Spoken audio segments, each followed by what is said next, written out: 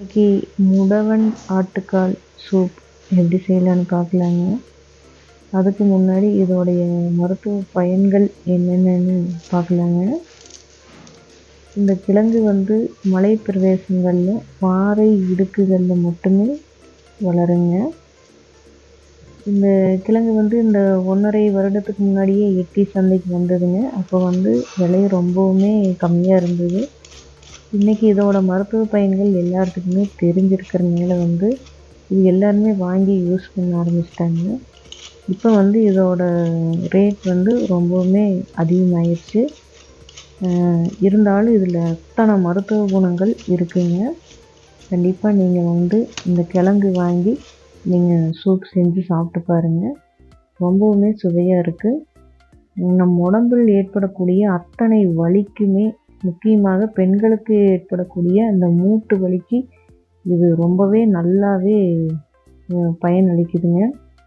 மாத்திரை மருந்துகளை விட இது இந்த மாதிரி நாம் ஒரு சூப் வச்சு சாப்பிட்றப்போ ரொம்பவுமே உடம்புக்கு ஹெல்த்திங்க. அதுக்கு தேவையான பொருட்கள்: வரமல்லி 2 டீஸ்பூன், சோம்பு 1/2 டீஸ்பூன், சீரகம் 1/2 டீஸ்பூன், மிளகு 1/2 டீஸ்பூன், வரமிளகாய் 1 போட்டு எண்ணெய் ஊற்றாமல் நல்லா வறுத்து எடுத்துக்கலாங்க. நல்லா மிளகு உறிஞ்சி வர்ற சமயத்தில் நாம் எடுத்தோம்னா கரெக்டாக இருக்குங்க. அந்தளவுக்கு வறுத்து எடுத்தால் போதுங்க.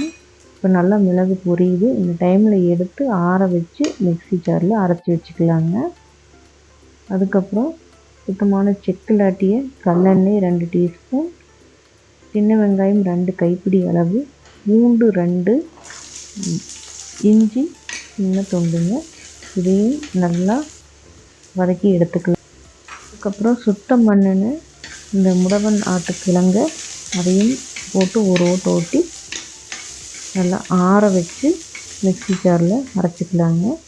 அதுக்கு முன்னாடி நம்ம அரைச்சி வச்சுக்கிற பொடியும் சேர்த்து எல்லாம் கலந்து அரைச்சி எடுத்து வச்சுக்கலாங்க. இப்போ தாளிப்புக்கு செக்கில் ஆட்டிய கல்லெண்ணெய் 2 டீஸ்பூன், கடுகு 1/2 டீஸ்பூன், கருவேப்பிலை சேர்த்து நல்லா பொரிஞ்ச பிறகு நம்ம அரைச்சி வச்ச விழுது சேர்த்துக்கலாங்க. நல்லா கொதித்த பிறகு கடைசியாக இறக்குற சமயத்தில் உப்பு சேர்த்து மறுபடியும் ஒரு கொதி விட்டு இறக்கலாங்க. அருமையான மருத்துவ குணம் நிறைந்த முடவன் ஆட்டுக்கால் சூப் ரெடிங்க. கண்டிப்பாக எல்லாருமே ட்ரை பண்ணி பாருங்கள். தேங்க்ஸ் ஃபார் வாட்சிங்.